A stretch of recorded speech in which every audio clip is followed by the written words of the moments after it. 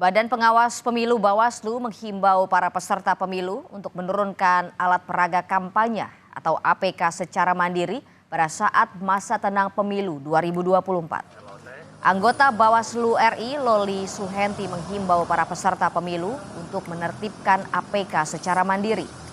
Loli menambahkan jika para peserta pemilu tidak menurunkan APK-nya selama masa tenang, maka ditertibkan Satpol PP dan akan didaur ulang atau dimusnahkan.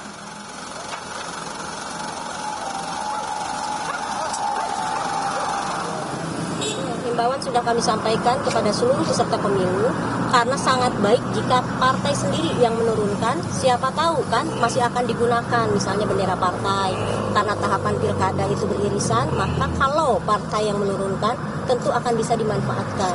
Berbeda ceritanya kalau yang diturunkan lalu teman-teman Satpol PP dengan Bawaslu, maka kami tidak bisa memberikan jaminan misalnya bahwa alat peraga yang diturunkan itu dalam kondisi baik karena prosesnya sesungguhnya harusnya partai melakukan secara mandiri. Petugas Satpol PP Kota Jakarta Timur menertibkan alat peraga kampanye yang masih terpasang di masa tenang kampanye. Salah satu lokasi penertiban APK berada di Kecamatan Durensawit, Jakarta Timur. Ratusan alat peraga kampanye berupa baliho dan spanduk yang berada di sepanjang pagar trotoar langsung ditertibkan petugas.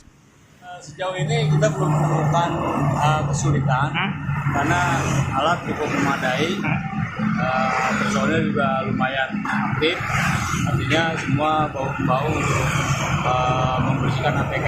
Di Depok, Jawa Barat, penertiban APK di masa tenang kampanye juga dilakukan Bawaslu Kota Depok bersama petugas gabungan. Penurunan alat peraga kampanye secara serentak dilakukan di 11 kecamatan Kota Depok. Penertiban APK tak hanya dilakukan secara manual oleh petugas gabungan. Di Kabupaten Pandeglang, Banten, petugas melakukan penertiban alat peraga kampanye dengan menggunakan alat berat crane. Selain untuk mempercepat penertiban APK, crane juga digunakan untuk menjangkau alat peraga kampanye yang terpasang di billboard atau di tempat ketinggian. Kami tentu saja melibatkan 20 kecamatan dan juga dibantu oleh kepolisian dan juga Satpol PP, bersama juga dengan Dishub. Karena kan untuk penyedia crane ini untuk penertiban yang posisinya di tempat-tempat yang susah dijangkau, ini membutuhkan crane dan ini disediakan oleh Dishub. Tepat pukul 00.11 Februari 2024, masa tenang untuk pemilu mulai diberlakukan. Hal ini diatur dalam Peraturan KPU Nomor 15 Tahun 2023 tentang kampanye pemilihan umum. Masa tenang adalah masa sebelum hari pencoblosan tiba. Saat masa tenang, peserta pemilu tidak diperbolehkan melakukan aktivitas kampanye pemilu dalam bentuk apapun. Tim Liputan, Kompas TV.